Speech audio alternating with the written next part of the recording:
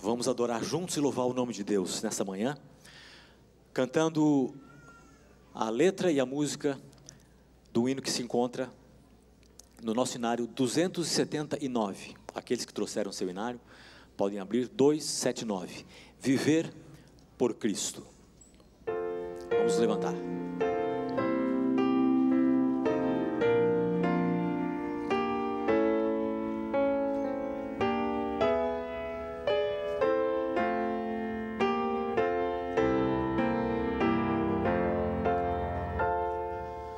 Viver por Cristo, a vida verás, servi-lo em amor no mundo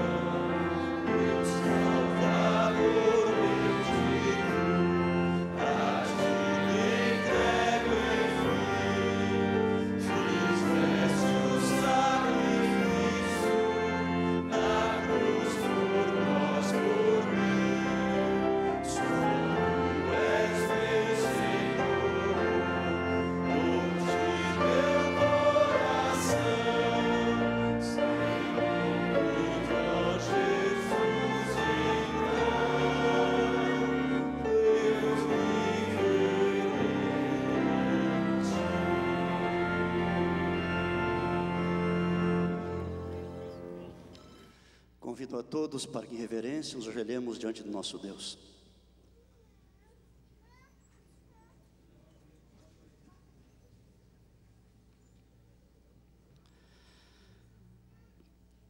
Eterno Deus e nosso bondoso Pai, é com alegria, com gratidão em nosso coração que mais uma vez comparecemos à Tua presença nesta casa de oração. Aqui estamos nós, vindos de perto e vindos de longe também, de muitos lugares do nosso país e de outros países também. Estamos aqui ajoelhados nesse momento para participando deste culto, louvar o Teu nome, adorar por aquilo que és, aquilo que tens feito, especialmente na vida desses formandos. Aqui estão eles para dizer nessa manhã ao Senhor, muito obrigado.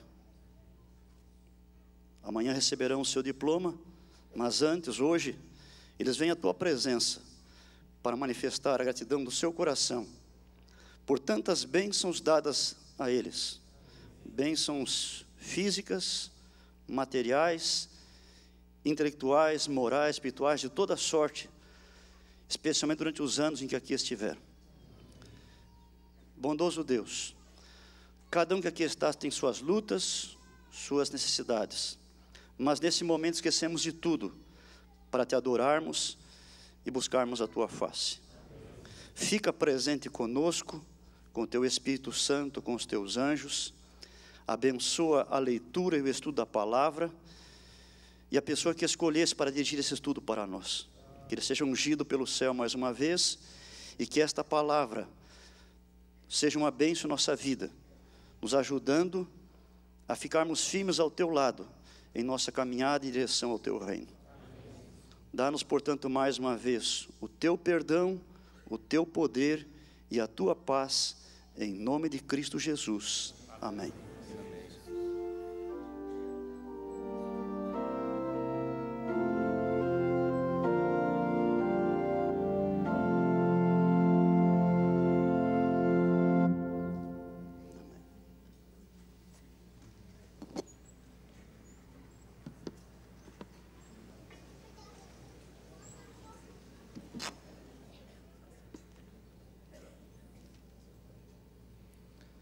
No livro Testemunhos Seletos, volume 3, página 77, temos uma linda declaração.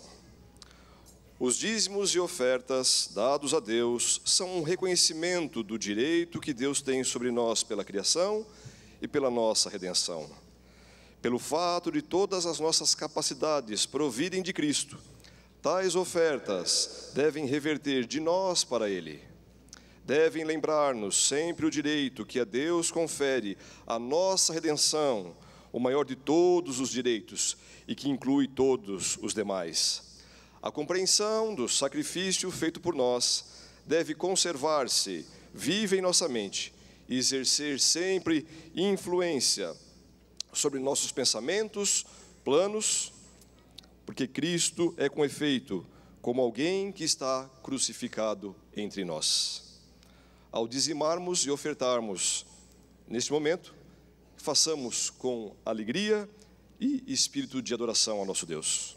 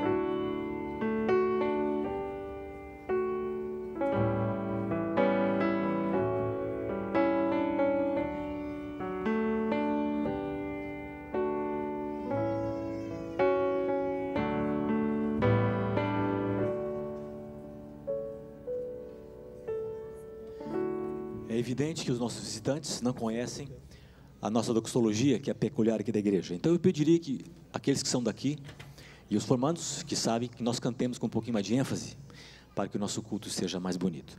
Vamos cantar agora o da oferta.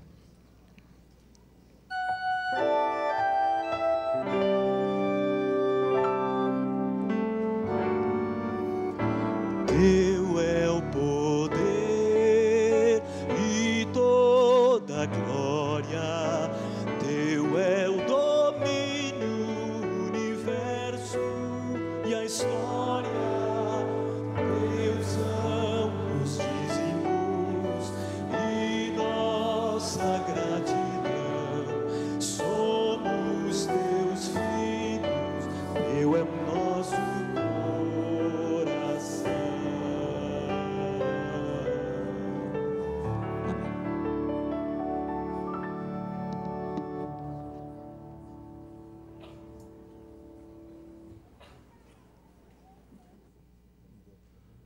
Uma vez mais, estendemos as boas-vindas a todos, um feliz sábado, que todos se sintam muito, muito bem aqui em nossa igreja.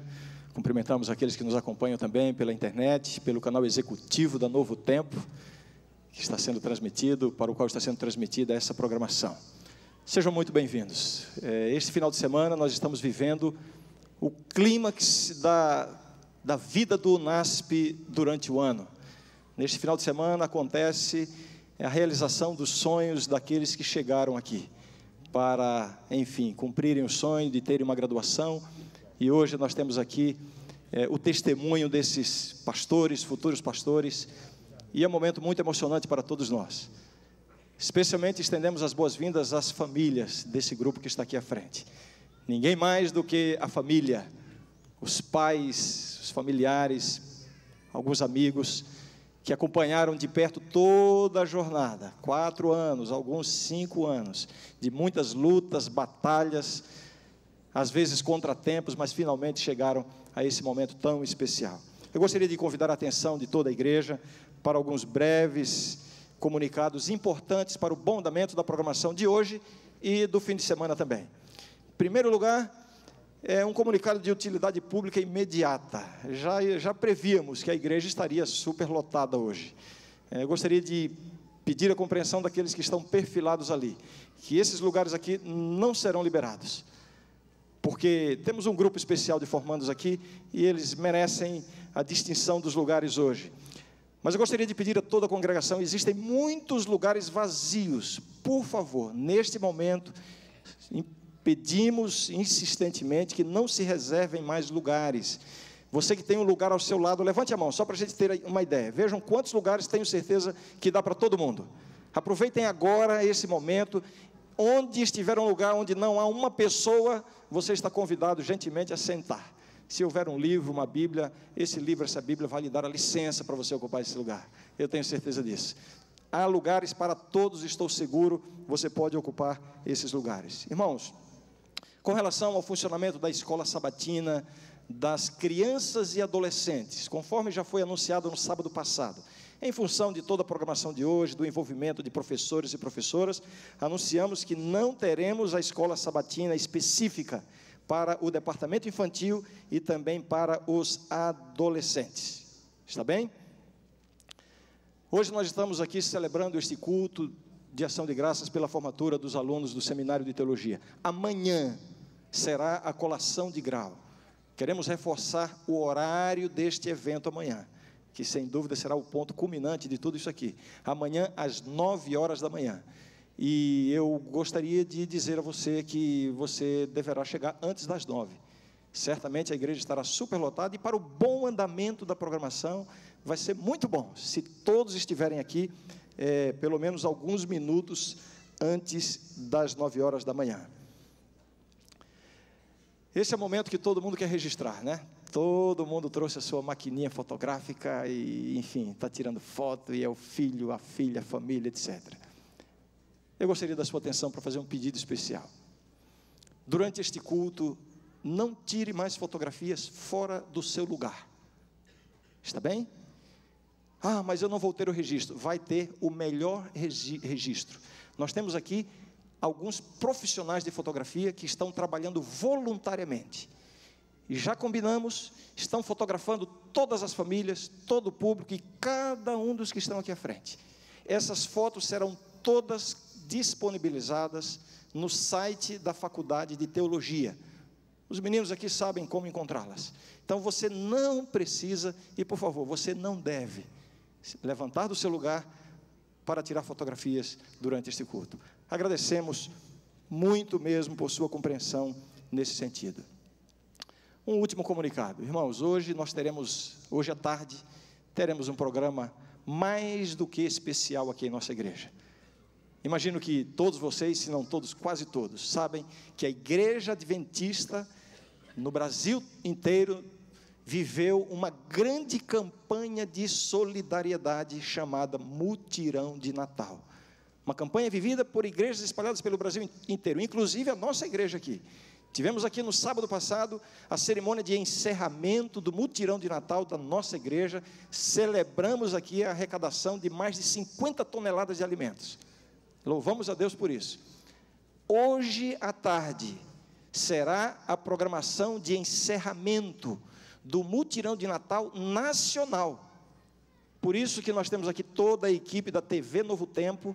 A programação será transmitida ao vivo para o canal aberto da Novo Tempo, o canal que está na Sky, com muitas atrações. Teremos aqui, dentre as muitas atrações, vou citar apenas algumas delas: Grupo Novo Tom, cantores da nossa igreja, Jonatas Ferreira, Riane Junqueira, Regina Mota, teremos o coral de sinos, a presença do Cid Moreira conosco, Celso Freitas, José Douglas da Lora, Duílio Fabre da Rede Globo. Ainda não temos a confirmação, mas estamos na expectativa de recebermos aqui o Caio, uma celebridade do mundo esportivo e televisivo também.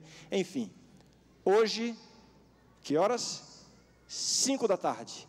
Programação do Mutirão de Natal.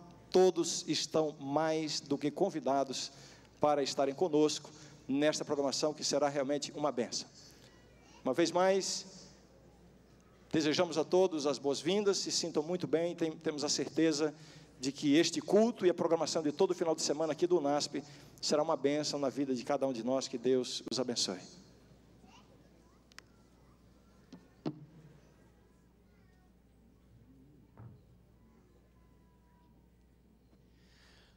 Como louvor congregacional e hino de meditação, vamos cantar juntos nesse momento o hino 523. Aqueles que terminaram e trouxeram, podem abri-lo. E queremos fazer uma homenagem aos formandos. É um hino de missão. Eu creio que esse é um dos últimos sábados onde vocês vão ter uma congregação desse tamanho louvando com vocês. Então vamos cantar dessa missão tão linda, Envio a Ti. Deus falando a todos nós dessa grande missão. Cantemos, assentados mesmos.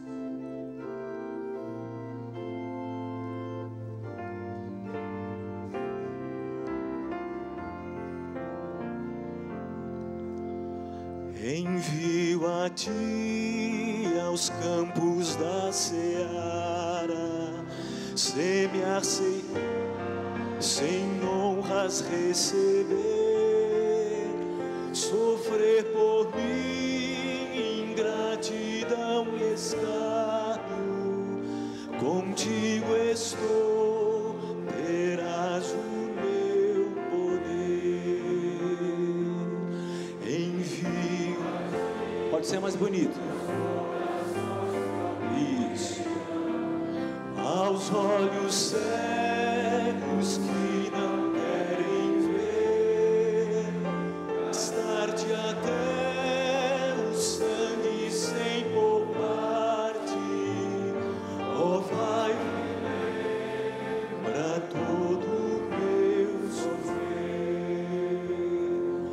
Envio a Ti as almas quebrantadas, e por alguém orar, chorar, velar. Vai com fervor o meu amor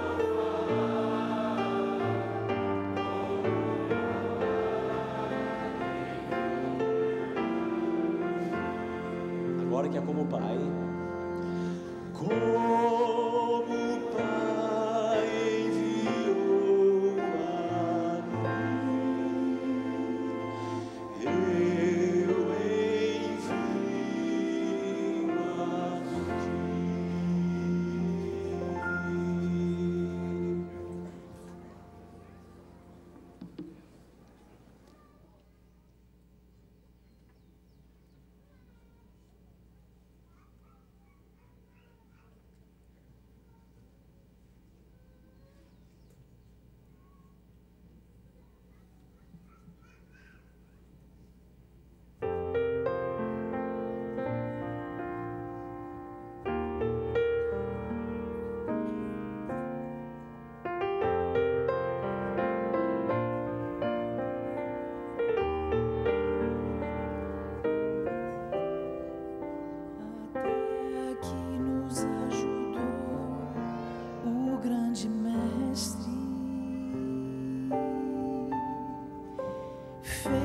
conhecer a seara e os ceifeiros,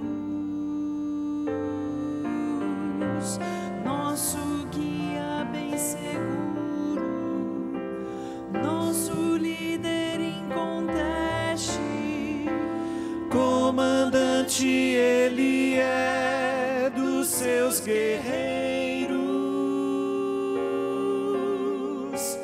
dá-nos mais poder para prosseguir, avançando sempre, sem desanimar. O trabalho é muito, há que resistir. Logo, muito em breve, Cristo irá voltar.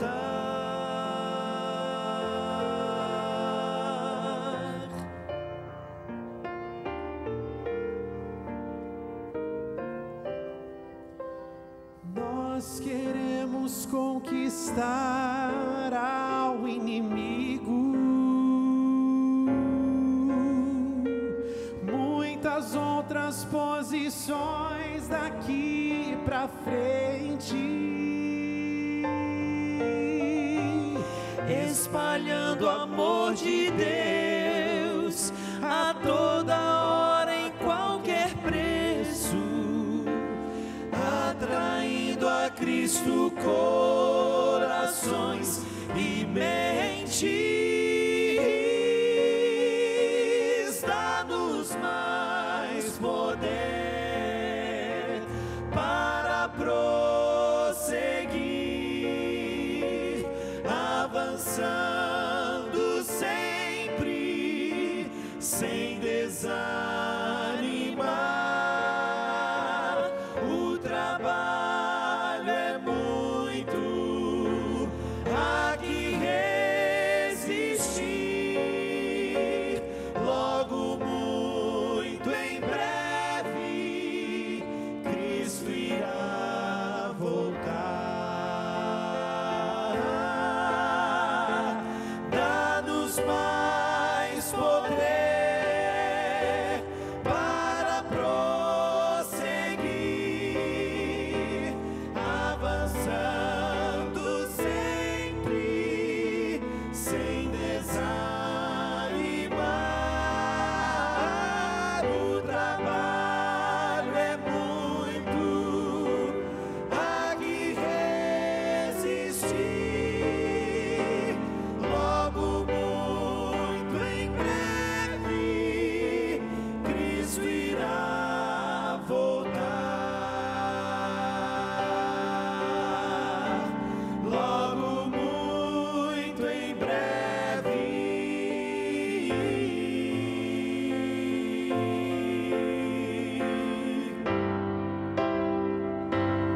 Cristo irá voltar.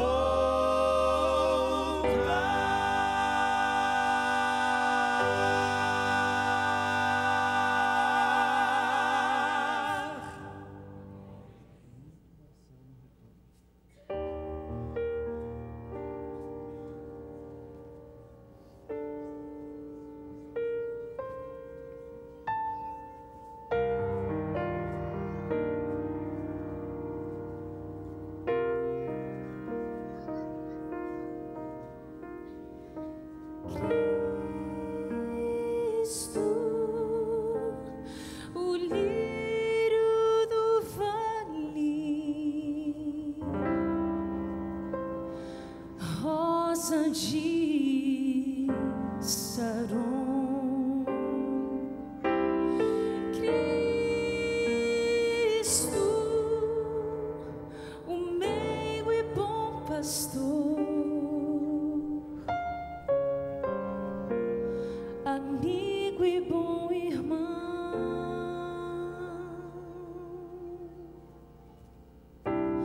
O Pai na eternidade, Cristo, o grande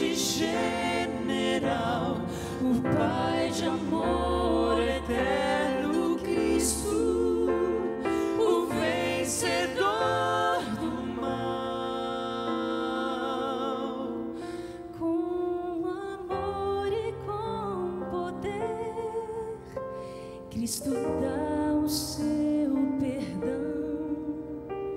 Ele é vida, basta crer. É verdade, salvação. Este nome é eficaz, nome igual jamais foi visto. Este nome traz a paz, Cristo.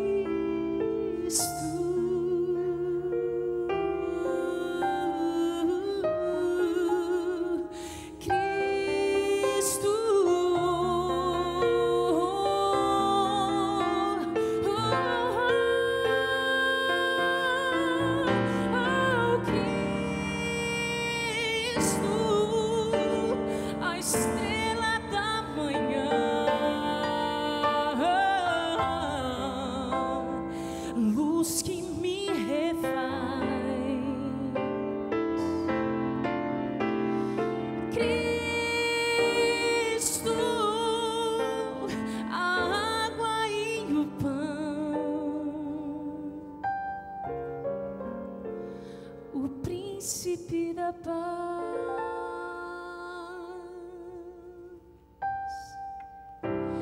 Deus forte, conselheiro, Cristo, autor da nossa fé, a pedra de esquina, Cristo, é vida a quem quiser.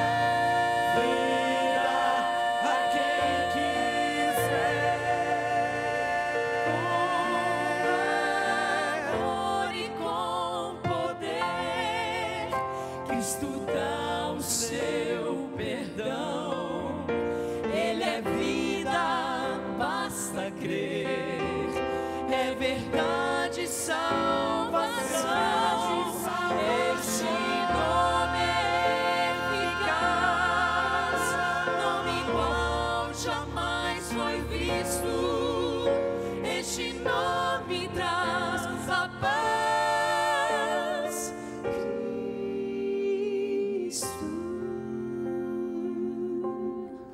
com amor e com poder, Cristo dá o seu perdão.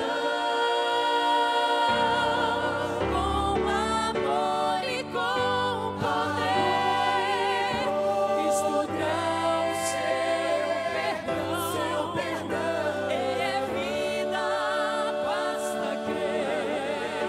É verdade, salvação.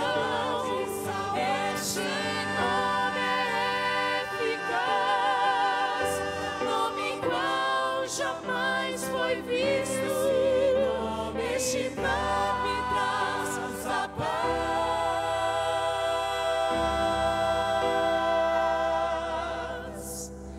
Cristo.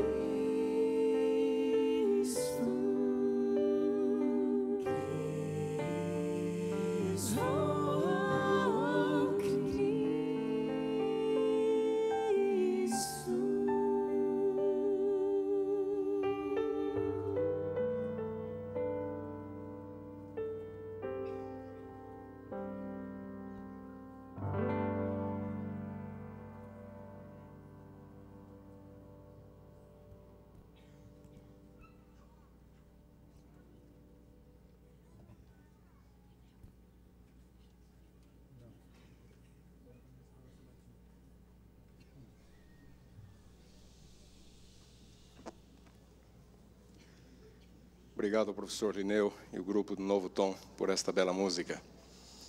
Bom dia a todos, especialmente a vocês. Bom dia. E obrigado por este convite todo especial. Eu realmente não imaginava, fui pego de surpresa. Já faz 1 ano e meio que nós não temos classes juntos. E eu estava a quase 10 mil quilômetros de distância. Muito obrigado de coração pela lembrança. Gostaria de iniciar minhas considerações nesta manhã lendo a passagem de Gálatas, capítulo 2, versículos 11 a 14. Epístola de Paulo aos crentes, Gálatas, capítulo 2, versículos 11 a 14.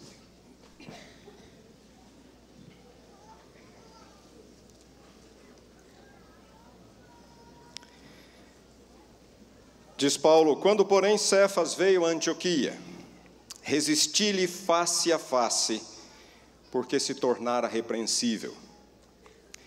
Com efeito, antes de chegarem alguns da parte de Tiago, Pedro comia com os gentios. Quando, porém, chegaram, afastou-se, e por fim veio a apartar-se, temendo os da circuncisão. E também os demais judeus dissimularam com ele, a ponto de o próprio Barnabé ter se deixado levar pela dissimulação deles. Quando, porém, vi que não procediam corretamente segundo a verdade do Evangelho, disse a Cefas, Pedro, na presença de todos: se sendo tu judeu, vives como gentio e não como judeu, por que obrigas agora os gentios a viverem como judeus? Antioquia era para os cristãos gentílicos o que Jerusalém era para os cristãos judeus. Foi o primeiro e mais importante centro cristão fora dos limites de Israel, depois de Jerusalém. Muitos crentes se refugiaram em Antioquia depois da morte de Estevão, por ocasião daquela perseguição que se levantou em seguida. Foi ali que os cristãos foram, que os discípulos, os seguidores de Jesus, foram pela primeira vez chamados cristãos. E foi dali que Paulo partiu, juntamente com Barnabé, em sua primeira viagem missionária. Durou cerca de 2 anos ou um pouco mais. Ao término da viagem, Paulo retorna para Antioquia e relata para a igreja as maravilhas que Deus havia operado entre os gentios, como Deus estava abrindo as portas da igreja para os gentios. E as notícias chegaram até Jerusalém. E lá em Jerusalém, os irmãos judeus ficaram preocupados. As informações eram um pouco desencontradas. Eles se perguntavam: mas como é que os gentios estão sendo batizados, estão sendo recebidos? Eles estão sendo circuncidados? A circuncisão era tudo para os judeus. E para os judeus cristãos, mesmo depois da morte de Jesus, isto era um assunto inegociável. Pedro, parece que por conta própria, resolve sair de Jerusalém e ir a Antioquia para esclarecer as coisas. Quem era Pedro? Era um dos líderes dentre os apóstolos. Fora Pedro quem estivera na casa de Cornélio por ocasião do recebimento do Espírito pelos gentios, a primeira vez em que gentios, ou seja, não judeus, recebem o Espírito, era Pedro quem estava ali. Pedro entrara na casa daqueles gentios, comera com eles, assentara-se à mesma mesa. Gentios incircuncisos. Algo impensável para um judeu. Mas Pedro vira o dom, a manifestação do dom entre eles. E agora em Antioquia, Pedro fazia o mesmo. Ali estava a comunidade de crentes, alguns eram judeus, mas muitos eram gentios.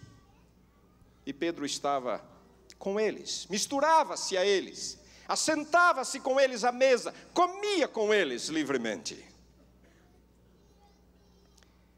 Mas nem todos estavam satisfeitos com isto. A situação era complexa. A igreja em Jerusalém não estava pronta para isso, e Tiago, irmão de Jesus, que era o líder dentre os apóstolos neste momento, resolve enviar uma comitiva de pessoas para Antioquia, para averiguar as coisas. Paulo não poupa elogios a esse grupo. No próprio capítulo 2 de Gálatas, um pouco antes, Paulo se refere a eles como falsos irmãos, que se entremeteram com o fim de espreitar, de espionar a nossa liberdade que temos em Cristo Jesus e reduzi-los à escravidão. O pior, porém, não foi a presença destes falsos irmãos. O pior foi a atitude de Pedro. Antes, juntava-se aos gentios, assentava-se com eles à mesa, comia com eles. Quando chegaram aqueles irmãos de Jerusalém, Pedro se afastou dos gentios e levou vários irmãos com ele, inclusive o próprio Barnabé, que fora companheiro de viagem de Paulo. Um ato de dissimulação, diz a Bíblia, fingimento, pretendendo ser uma coisa diferente do que eram. Faziam algo, mas quando chegaram alguém de Jerusalém, quando chegaram pessoas de Jerusalém, não, nós não fazemos mais. Para Paulo, era a verdade do Evangelho que estava em jogo. E ele achou que precisava fazer alguma coisa. Diz o texto que nós lemos, que ele repreendeu Pedro face a face e na presença de todos. Foi uma repreensão pública. Quem era Paulo? Ainda relativamente novo na fé. Pouco tempo de serviço. Um passado suspeito, um passado negro. Um evangelho suspeito. Repreendeu a Pedro, o apóstolo Pedro, na presença de todos. Era a verdade do evangelho que estava em jogo. Qual é a imagem de Paulo que fica desse episódio? Íntegro, corajoso, fiel a Deus e ao evangelho, mesmo que tivesse que lidar com Pedro ou com pessoas enviadas por Tiago. O tempo se passou. Quase 10 anos mais tarde. Agora no final de sua terceira viagem missionária, Paulo se envolveu em outro episódio não muito diferente desse que ocorrera em Antioquia. E pelo menos algumas das mesmas pessoas estavam envolvidas novamente. Ele chega em Jerusalém e de novo começam a circular rumores. Agora não era Antioquia, era Jerusalém. Começam a circular rumores. O problema não mais envolvia gentios, porque o concílio, que ocorrera alguns anos antes, resolveram o problema dos gentios, Atos capítulo 15. Mas o problema eram os próprios judeus. Começou a circular em Jerusalém a notícia que Paulo não apenas estava isentando os gentios do cumprimento das leis cerimoniais, mas os próprios judeus. Ele estaria dizendo nas congregações, nas sinagogas, nas congregações, comunidades judaicas espalhadas ao redor do mundo, que nem mesmo os judeus precisavam mais cumprir os ritos cerimoniais da lei. A situação era mais tensa do que na primeira vez, lá em Antioquia. Leiamos o relato, Atos capítulo 21, livro de Atos agora, capítulo 21. Versículos 22 a 26. Os irmãos se acercaram de Pedro, de Paulo, entre eles o próprio Tiago, que ainda era o líder da igreja, e lhe disseram o seguinte, Atos 21, 22 em diante. Que se há de fazer, pois, querido Paulo? Certamente os irmãos daqui de Jerusalém saberão da tua chegada. Faze, portanto, o que nós vamos dizer. Temos uma sugestão para você. Estão aqui entre nós 4 homens que voluntariamente aceitaram o voto. Toma-os, purifica-te com eles e faze a despesa necessária para que raspem a cabeça, e saberão todos que não é verdade o que se diz a teu respeito, e que, pelo contrário, andas também tu mesmo, guardando a lei. Versículo 26. Então Paulo, tomando aqueles homens, no dia seguinte, tendo se purificado com eles, entrou no templo, a estar corretos. Se for o caso, argumentem, tentem convencer, mostrem o erro ou a verdade, sempre com a máxima educação e respeito, mas nunca forcem a decisão. Isso significa que vocês terão que aprender a ser contrariados às vezes, a dar-se por vencidos, mesmo estando convictos de que sua proposta era melhor, o que nem sempre será verdade. Às vezes, ficamos sabendo de líderes que não sabem perder, que não sabem ser voto vencido, e que se utilizam dos recursos que julgam necessários, o que pode incluir até mesmo o dolo e a mentira, para alcançar os seus interesses e ambições pessoais.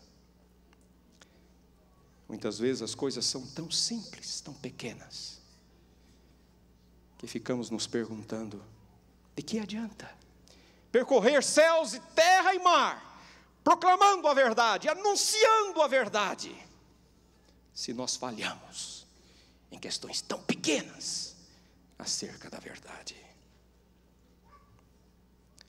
No ministério vocês também se depararão com situações em que conchavos e conluios políticos poderão representar a diferença entre uma promoção e ter que amargar um ano a mais, ou mesmo o resto da carreira, num distrito, ou nesse ou daquele departamento ou função.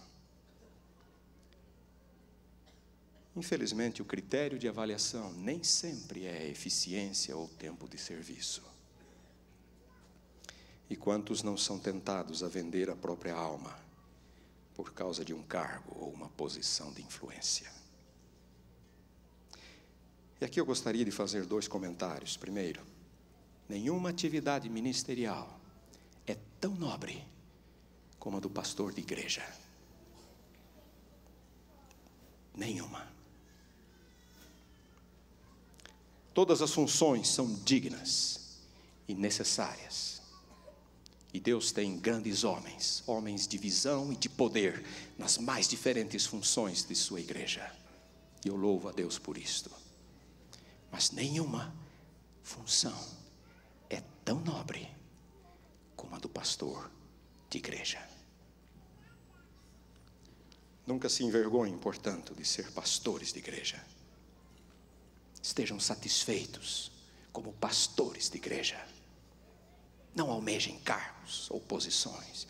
Se a igreja, em algum momento, achar que vocês são as pessoas ideais para servir nesta ou naquela função, que assim o seja.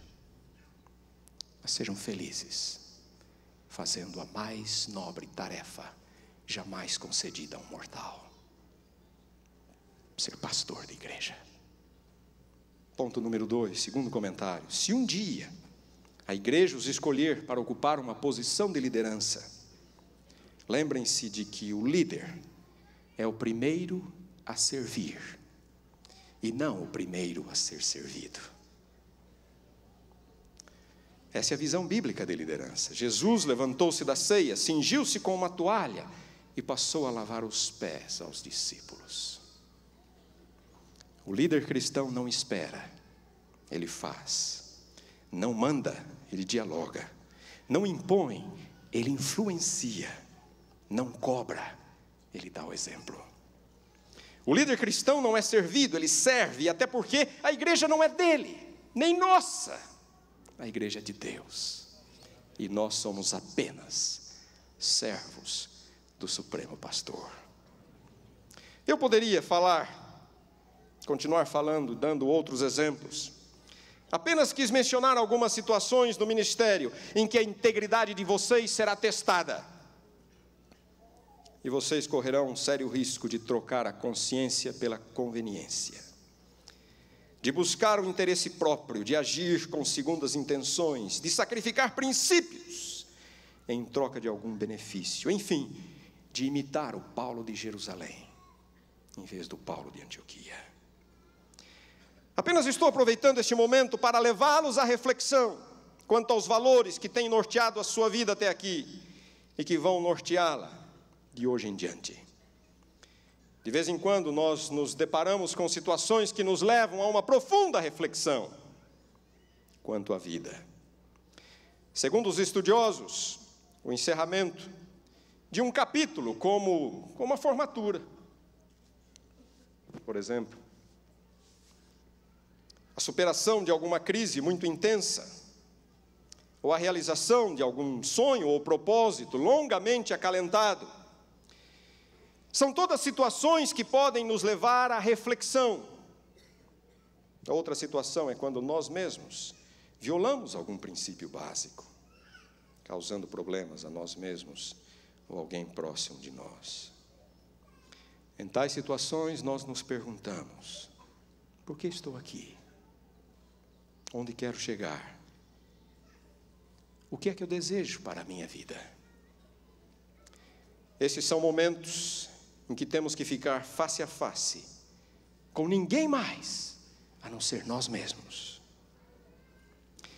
A pergunta que vocês, formandos, têm de responder neste momento é: o que eu vou fazer da minha vida? Nem tanto das outras vidas, mas de vocês mesmos. Por que estou aqui? Porque cheguei até aqui. Onde pretendo chegar? O que pretendo fazer com os talentos que Deus me deu e as oportunidades que eu terei? É importante lembrar, porém, de que da perspectiva cristã, integridade não é sinônimo de perfeição absoluta. Uma pessoa íntegra não é um perfeccionista moral, mas alguém em processo de aperfeiçoamento. Não que não haveremos mais de cometer erros, mas que estamos em processo de cura e restauração daquilo que ainda nos representa um problema. A maior batalha que todos nós temos que travar não é contra o secularismo, não é contra a incredulidade, não são as tentações de fora que nos assediam. A maior batalha é contra o monstro que existe dentro de cada um de nós. E a integridade começa no exato momento em que nós reconhecemos esta realidade. No exato momento em que a encaramos de frente e passamos a cooperar com Deus para que Ele restaure em nós a sua imagem. Gosto muito daquela confissão de Agostinho, quando já na meia-idade ele parou para refletir sobre as complexidades de sua vida moral e espiritual. Ele disse: eu me tornei um problema para mim mesmo. Eu me tornei um problema para mim mesmo. O reconhecimento dessa realidade é o primeiro passo para a restauração. Sem ela, nossas supostas conquistas morais não passarão de mera hipocrisia. Afinal de contas, a pessoa verdadeiramente íntegra não é aquela que age corretamente, mas aquela que se preocupa, acima de tudo, com a motivação por detrás da ação. Limpa primeiro o interior do copo, disse Jesus, para que o seu exterior também fique limpo. Numa de suas máximas, Confúcio declarou: para pôr o mundo em ordem, temos primeiro que pôr a nação em ordem. Para pôr a nação em ordem, temos primeiro que pôr a família em ordem. Para pôr a família em ordem, concluiu Confúcio, temos primeiro que pôr o nosso coração em ordem. Integridade começa pelo coração. Na verdade, integridade começa e termina pelo coração. Porque quando não restar mais nada e mais ninguém, quando os olhares daqueles que nos conhecem não mais estiverem por perto, quando nossas ações se perderem no silêncio e escuridão e ninguém aparecer para pedir explicações, ainda assim, nós teremos que encarar a nós mesmos e viver com a lembrança boa, com a imagem boa ou ruim do nosso próprio coração. Durante toda a sua administração, Abraham Lincoln esteve sob enorme pressão, especialmente durante os anos da Guerra Civil Norte-Americana.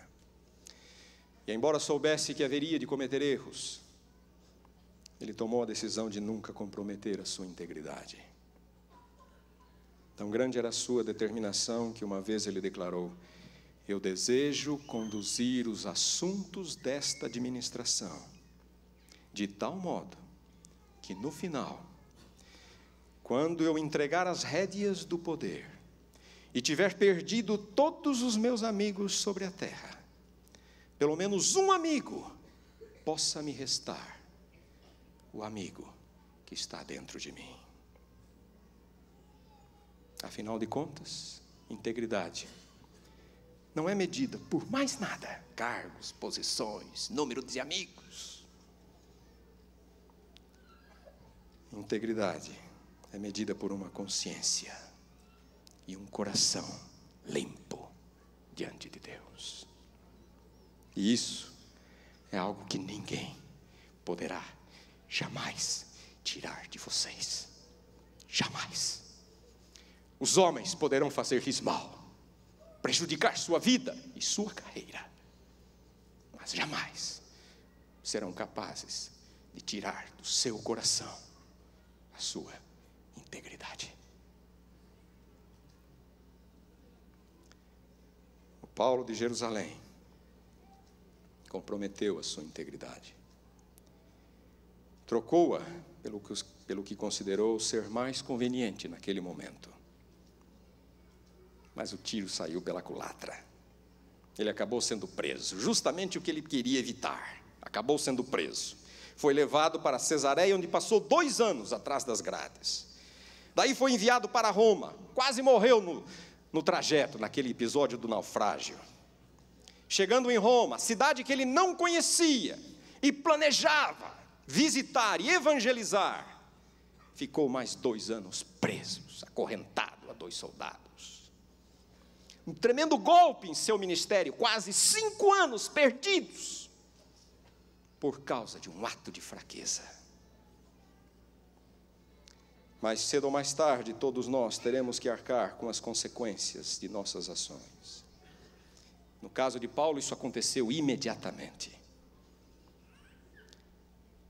Mas ele teve a chance de repensar sua vida e refazer o seu erro.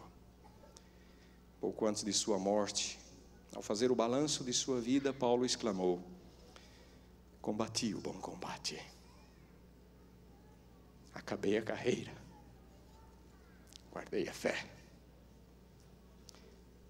Desde agora, a coroa da justiça me está guardada,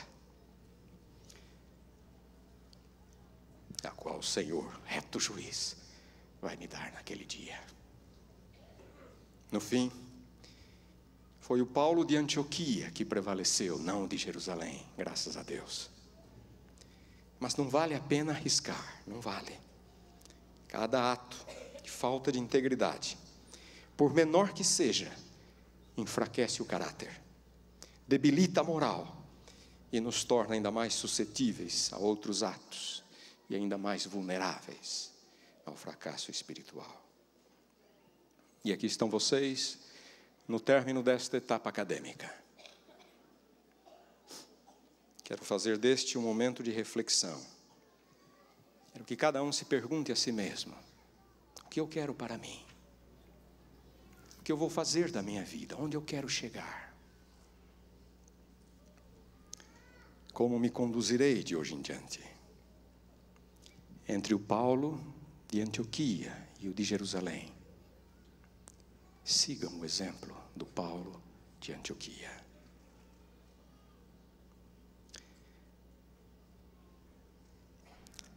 Pedro pode se sentir incomodado com isso. Os amigos de Tiago poderão se sentir incomodados com isso. O próprio Tiago poderá se incomodar. Mas sigam os ditames da sua consciência, na medida em que esta consciência estiver santificada pelo poder do Espírito. Eu gostaria de lhes contar agora a história deste sermão. Esse sermão tem uma história. Era o mês de setembro. Eu estava na Alemanha e minha esposa me telefona, dizendo que o pastor Emilson acabara de falar com ela, dizendo que vocês haviam sugerido o meu nome para lhes falar nesta manhã. primeira coisa que a gente faz diante de uma responsabilidade como essa é orar a Deus e pedir para que o Senhor comece a trabalhar. E foi o que eu fiz. Senhor, o que é que tu queres que eu fale? Cerca de 2 semanas depois,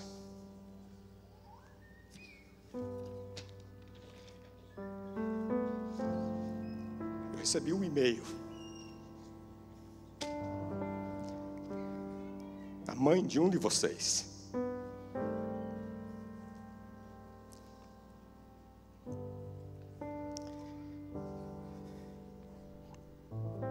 No e-mail ela diz assim: meu filho está se formando, pastor. Eu fiquei feliz quando soube que o senhor vai falar e tomei a liberdade de lhe escrever este e-mail. Há uma citação de Ellen White que eu acho um dos textos mais sagrados dela.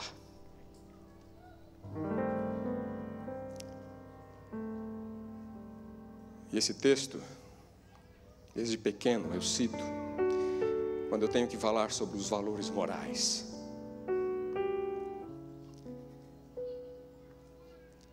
Eu espero que ele, o meu filho, viva imensamente esse texto todos os dias,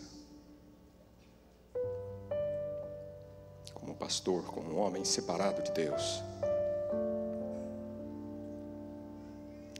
Nosso objetivo aqui na terra é apenas fazer a vontade dele. O texto é esse que está no boletim de vocês, na última página. Educação, página 57. A maior necessidade do mundo é a de homens. Homens que não se comprem nem se vendam. Homens que no íntimo da alma sejam verdadeiros e honestos. Homens que não temam chamar o pecado pelo seu nome exato. Homens cuja consciência seja tão fiel ao dever como a bússola ou é o polo. Homens que permaneçam firmes pelo que é reto, ainda que caiam os céus. Naquele mesmo dia minha esposa liga novamente. Nós conversávamos quase todos os dias. E ela me pergunta: já definiu o assunto? Eu falei: eu acho que já. Eu estava pensando num tema. E hoje eu recebi um e-mail. Eu estava pensando em concluir o meu sermão com uma citação de Ellen White. E hoje eu recebi esta citação num e-mail. Eu acho que eu já defini o tema. Isso foi em setembro. Cheguei de volta ao Brasil na sexta-feira passada e pela primeira vez acessei a Nominata. Pela primeira vez. Vi as fotos de vocês estão todos bonitos lá. Alguns estão até irreconhecíveis. Mas pela primeira vez eu vi o lema de vocês: homens que não se cumprem nem se vendam. Esta é a história desse sermão. Nós vamos ouvir uma música agora. Enquanto esta música estiver sendo cantada, se vocês realmente quiserem ser homens que não se comprem nem se vendam. Eu não perguntei para as demais mães ou pais aqui presentes, mas eu tenho certeza que este reflete o desejo e a vontade de cada um deles. Posso lhes garantir que é o desejo e a expectativa de toda a igreja para com vocês. Se vocês quiserem ser homens que não se comprem nem se vendam, eu gostaria de vê-los em pé enquanto o quarteto estiver cantando.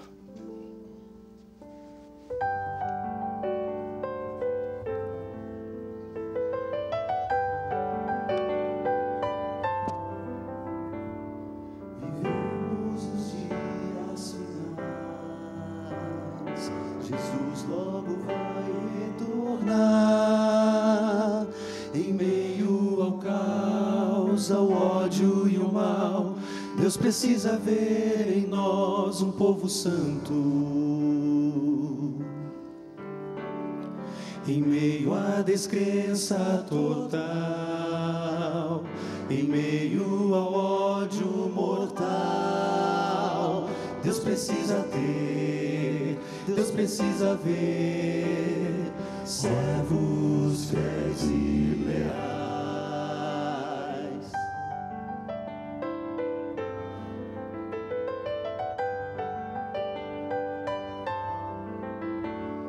Corremos demais sem parar, não há nem mais tempo de orar. A vida sem Deus, vazia e fugaz, nos afasta mais e mais do que é certo. Verdade e erro hoje estão tão perto, tão sem distinção. Deus precisa ter, Deus precisa ver homens de retidão. Homens que não se comprem nem se vendam, homens que no íntimo da alma sejam verdadeiros e honestos. Homens que não temam chamar o pecado pelo próprio nome, de consciência fiel ao dever, como a bússola o é ao polo.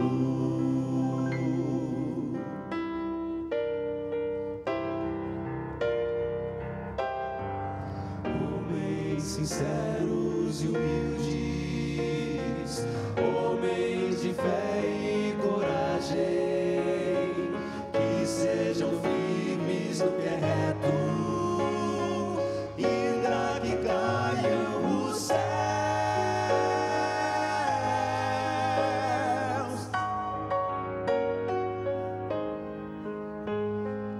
Homens que queiram a paz, homens que vivam o amor, homens sensíveis à voz do Espírito, e sejam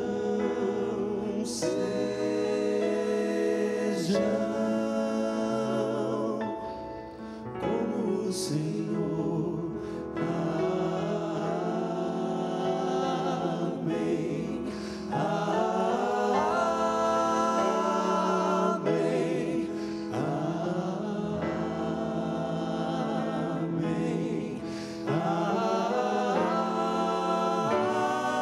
Amém. Amém.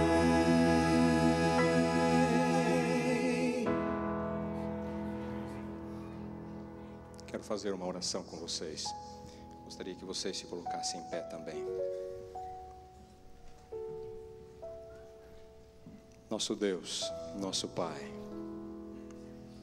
aqui está este grupo de formandos, jovens a quem Tu chamaste para unir-se ao sagrado ministério, jovens a quem Tu guiaste, capacitaste, e que agora aqui estão, concluindo sua jornada acadêmica, recebendo os louvores por esta vitória e trazendo-Te um coração repleto de gratidão e alegria por mais este capítulo que se finda. Senhor, são muitos os desafios que estão diante deles, mas neste momento eles tomaram a decisão de entregar-se inteiramente a Ti, de serem pastores íntegros, retos, puros, tementes a Deus, que se entreguem totalmente à operação do Espírito Santo para o apressamento da Tua volta, para o preparo de um povo para que logo estejamos todos contigo na eternidade. Bom Pai, abençoa estes jovens. Dá a eles a força e a pureza de que eles precisam para viver num mundo maculado pelo pecado. Dá a eles a integridade moral que eles precisam para continuar sendo luzes por onde quer que passem, influenciando pessoas e atraindo pessoas para o teu reino. Abençoa os seus familiares. Dá a todos eles a alegria de verem seus filhos como obreiros valorosos nesta causa. Dá a eles a alegria, a certeza de saberem que os seus filhos são homens que não se comprem e nem se vendam. Dá-nos a todos, ó Pai, a tua graça. Nada merecemos, mas humildemente te rogamos. Em nome de Jesus, amém.